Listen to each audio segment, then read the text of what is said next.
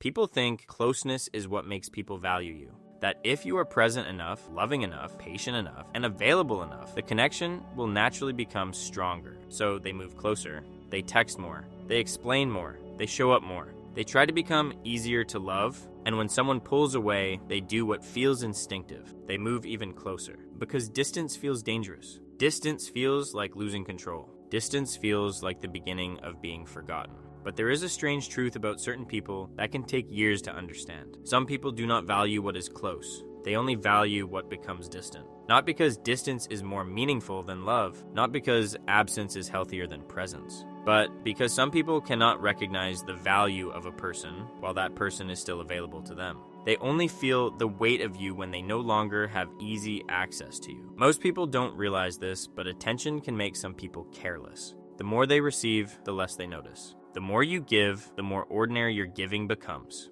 The more you stay, the less they imagine what it would feel like if you stopped staying. And this changes everything, because it means the problem was not always that you failed to love them properly. Sometimes the problem was that your closeness protected them from having to feel your importance. You were there. You were reachable. You were patient. You were forgiving. You were willing to talk. You were willing to repair. You were willing to understand. And because of that, they never had to face the cost of your absence. So your presence became background. Not because it was worthless, because it was constant. That is the uncomfortable part of human behavior. People often notice value when access changes. A message left unanswered suddenly feels important. A person who always said yes suddenly saying no feels different. A voice that was always available going quiet creates space. A door that was always open, closing gently, can make someone realize there was a door at all. This is where things start going wrong, because people who love deeply often assume that if someone does not value them, they should give more. They become softer, more understanding, more forgiving, more emotionally available. They think, maybe they do not see it yet. Maybe I need to show them I am serious. Maybe if I stay through the hard parts, they will realize. But here's what's actually happening. For some people, your effort does not create appreciation. It creates certainty, not the good kind of certainty. The kind that makes them comfortable taking you for granted. They become certain you will reply, certain you will forgive, certain you will understand, certain you will still be there after they have been distant, distracted, inconsistent, or careless. And once someone becomes certain that your presence has no conditions, they may stop treating it like something they need to protect. This does not mean they hate you. It does not even mean they do not care. That is what makes it confusing. They may care in their own way. They may enjoy you. They may feel safe with you. They may even miss you when you are not around. But enjoying access is not the same as valuing the person behind it. You can enjoy sunlight and still forget the sun is there until it gets dark. Imagine someone in a relationship who always keeps the connection alive. They reach out first. They notice when the energy shifts. They ask if something is wrong. They forgive the short replies. They explain away the coldness. They make plans. They give reassurance. They are always emotionally nearby, even when the other person is barely participating. At first, this looks like loyalty, but slowly, the other person adapts. They stop making effort because effort is no longer required. They stop noticing the patience because the patience never leaves. They stop asking, will this hurt them? Because the hurt never seems to change the outcome. The connection continues. The caring person stays. The door remains open. So nothing forces awareness. Then one day, the caring person becomes quiet. Not to punish, not to manipulate, not to create fear. They are simply tired. They stop sending the long message. They stop asking for clarity. They stop trying to repair what they did not break. They stop offering closeness to someone who keeps handling it casually. And suddenly, the other person notices. They may text, "Are you okay?" They may become warmer. They may suddenly want to talk. They may ask why things feel different. They may even act hurt, as if the distance came out of nowhere. But it did not come out of nowhere. It came from all the moments they ignored when closeness was still being offered. The mistake most people make is believing that someone finally caring when you pull away means they have changed. Sometimes they have. Sometimes distance creates real reflection. Sometimes absence wakes someone up to what they were too immature or distracted to see. But sometimes they do not value you. They value the return of access. That difference matters. Because when someone only responds to distance, they may chase the feeling of losing you without becoming responsible for keeping you. They may come closer when you step back. They may say the right things when you stop asking. They may show effort when your absence becomes uncomfortable. But once you return fully, the old pattern quietly comes back. The warmth fades. The effort slows. The attention becomes casual again, and you find yourself trapped in a cycle. Close, neglected, distant, pursued. Close, neglected, distant, pursued. It can feel like love because there are moments of intensity. But the intensity is not always love. Sometimes it is simply the panic of losing control over someone who used to be easy to access. This is where the deeper mechanism appears. Some people are not moved by presence. They are moved by loss. Presence feels safe to them, so they relax into carelessness. Loss feels threatening, so they become alert. They do not always know they are doing this. It may come from immaturity. It may come from attachment wounds. It may come from ego. It may come from a habit of only wanting what feels slightly out of reach. But whatever the reason, the pattern is the same. They do not meet closeness with responsibility. They meet distance with interest. And if you are someone who loves through consistency, this can be deeply painful because you may start believing you have to become less available to be appreciated. You may start thinking you have to withhold warmth, delay replies, act unaffected, or create uncertainty just to be treated well. But that is not a relationship.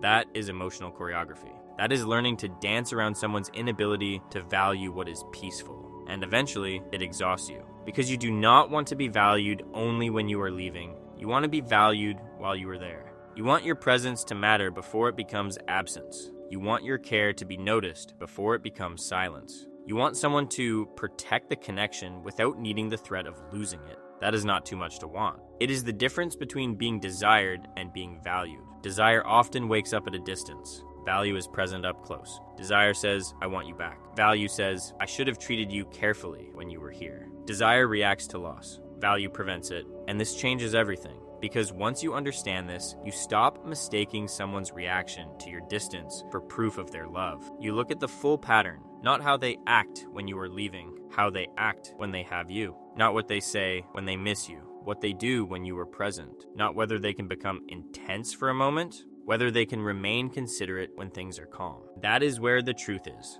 Anyone can become emotional when access is threatened. Anyone can suddenly notice your worth when the comfort of your presence is removed. Anyone can romanticize you from a distance, but real care has memory. It remembers your softness while receiving it. It notices your effort while benefiting from it. It respects your time before you take it away. It does not need absence to become awake. Some people only value distance because distance gives them something to chase. Closeness asks them to be responsible. Closeness asks them to show up. Closeness asks them to be consistent. Closeness asks them to stop living inside fantasy and actually care for the person in front of them. And not everyone is ready for that. Some people love longing more than intimacy.